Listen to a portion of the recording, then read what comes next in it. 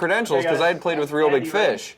And so I was talking Don't ever say you had ska credentials ever again. I didn't know this was happening. Jump in. I had ska credentials.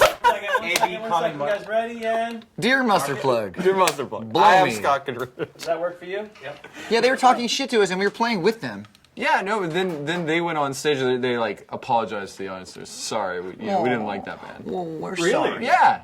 Oh wow, that's not cool. Yeah, they Not like cool. sorry you had to endure that. Is that code for is that something in the musician's world? Like you just don't do that? I don't You don't think- talk shit about a band you're playing Not with sure on anybody. Yeah. on stage right after they just played, number one. That's the worst. And then you just Yeah. don't talk shit about bands. Unless your name is fucking Mustard Plug.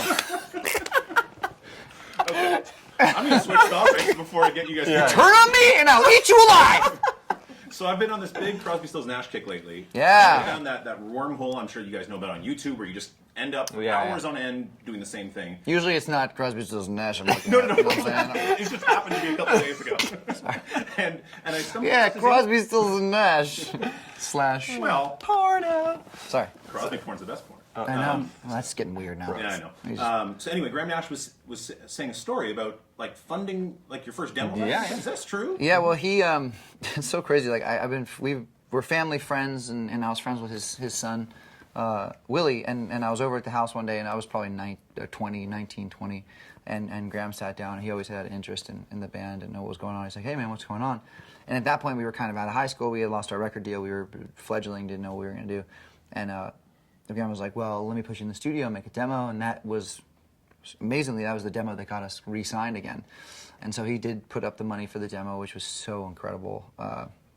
Taught me a lot about... Checks later on? Well, it was the still- best check I ever wrote in my life, honest to God, was the check repaying Graham. The band wrote cool. to him afterwards. Sent him a platinum record, which I know that he loved. And I mean, that's cool. You got to be... I mean, it was so great. And Graham talks about it. It's such a... He talks about it really fondly, where getting that album, platinum album, was just like the coolest thing. And knowing that he played a part in it. Cool. Speaking of platinum albums, I have this feeling this new one's going to be doing the same. I'm sure you guys, fingers crossed, yeah? Hope so. It ain't no mustard plug, but I just heard. I just heard a few of the songs. I will eat your children! Never talk shit about Maroon 5.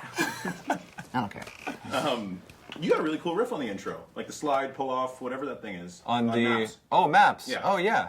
This The single that everyone's gonna hear in a couple weeks. Yeah, it's a cool riff. I think it's very much Maroon 5. This song. I think it has a lot of these sort of hallmark Maroon 5 elements, like Which are what? Like minor key sort of. We invented the minor key. Yeah, because there's no other songs in minor keys except for Maroon 5. Like Bach, Beethoven, Bach, Gershwin, Beethoven, Mozart, Maroon 5. 5, Then, yeah. I'm not sure that's the order, but Yeah, like we're like in there somewhere. Second maybe. Yeah. Okay. Like Maroon 5, Mozart, Maroon 5, Mozart, Mozart. Beethoven, Van Morrison, Mustard plug. Van Wilder, Mustard Plug, Mustard Minor Plug. chords. Can't forget Mustard Plug. Minor chords. What else? Hey, Mustard Plug. Sorry, fuck you. There's the minor chords. There's like a little bit of the funk guitar. That's not so much on that song, so that just kills my whole point. Fuck you, Mustard Plug. I'm sorry. My allergies. And then I think Adam's vocals, because stylistically we're kind of all over the place on every record, but then Adam's vocals and his vocal performance sort of ties everything together. Absolutely. Speaking of vocal, on that, like the way you drag out the knees, the E's and knees, and I need. I'm excited for people to hear that. I think it's a good record, man. I love that. I love that song. How did that come together? It's so funny because it was definitely one of those like tweaky ones where we had to keep tweaking it and changing it, and that's usually the ones that wind up being the strongest, or the ones that don't. I mean, sometimes they just come out of thin air and they're done, and all of a sudden they're finished. What came out there? A couple of them, not many. We worked really hard on them, but yeah, we finally got that right just at the tail end, which was good, just in time. Well, I hear you're still working on it. Like, The album, maybe yeah, no, we're not done yet. A week ago, being in the Oh, studio. we're still there. Yeah, I was we're there yesterday. We have these 5 songs completely finished that you heard. A couple of those songs are unmixed too. So Yeah. Didn't sound it. yeah, I mean, we only have a few mixes in. So. Yeah, and then so we got like 5 more to go, and Cool. we'll be there. Let's keep going down the songs that I've heard at least, so people can kind of know what to expect. Animals. Animals. What animal are you thinking of when smell your scent for miles like an animal? What animal? Well, that was a metaphor. I know. It's a stupid question, but I was throwing it out there anyway. I'm referring to a fox and a deer. I don't know. Okay. I don't know. Animals. We're as what's that band that has this song? Mustard Blood. No, not mustard. Well, what are you?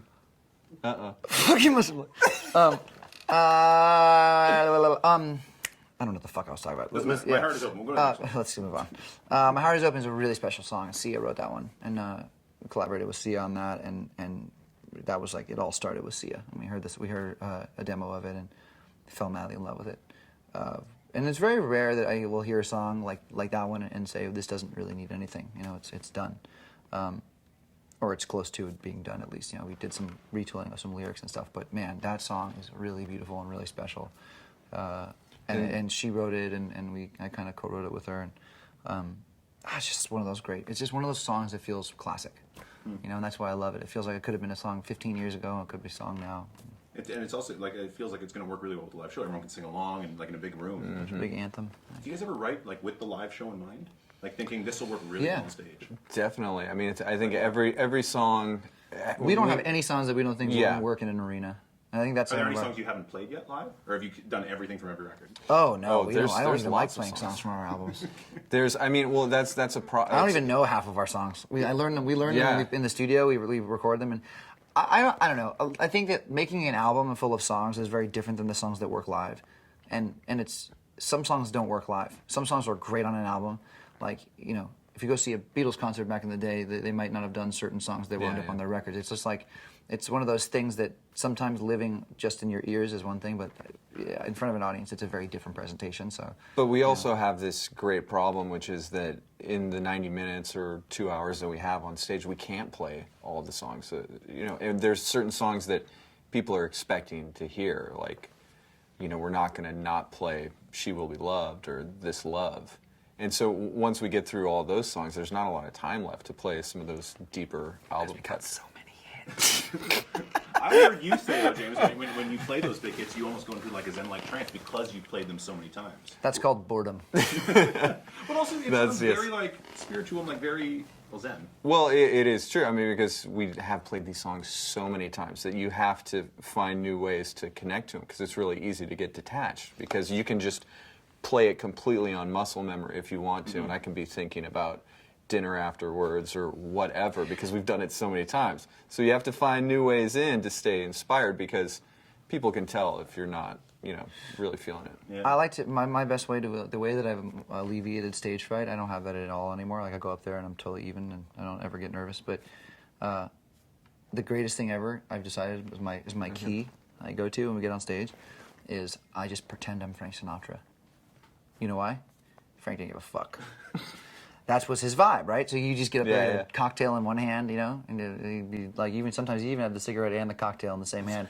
Someone would hand him a mic and he'd be like, and he just starts singing, and I think that's the coolest thing in the entire. There's this really great tour of his where he came out and was just, it was honestly like he walked out there and all of a sudden there was a mic in his hand and he was singing, and that's the most casual approach is the best. You know, the more you kind of anticipate it, you know, the more it'll get in your head. But I love how just whatever, go for it, play your songs, run around, entertain people, have fun, then go home. Does he influence your writing ever? Like, do you go to Frank when you're writing? He influences me just as Like, far as his lyrically, I guess, more showmanship. than- His showmanship was just so, like, I mean, he was just one of those guys that he just honestly was. It's crazy with him because I don't have this kind of voice, and I've always envied that in certain singers. There's a certain kind of like there's a violence to it, or there's an angstiness to it, you know, where it's not so silky smooth and perfect. It's kind of rough and cool and confident. You know, I love that about him. And you saying you have the silky smooth voice? Well, I mean, it's certainly not very rough or angsty or mad. I only say that because I listened to you do an interview that said his voice is very soothing. It helps people shop in grocery stores because Maroon 5 gets played in grocery stores. That's true. Yeah. Oh. Whoa. No! The music gods did not like that comment. Angry. Mustard plugged. Poison dart in my neck. Fuck. Comment mark, take two. Before I let you go, we got to do something called 5 questions. 5 quick questions. Cool. 1-word answers. Everyone gets the same ones. Cool. Road or studio? Ryland's answered these before. Neither. Ooh. Road or studio? Neither. You don't understand the game. Home.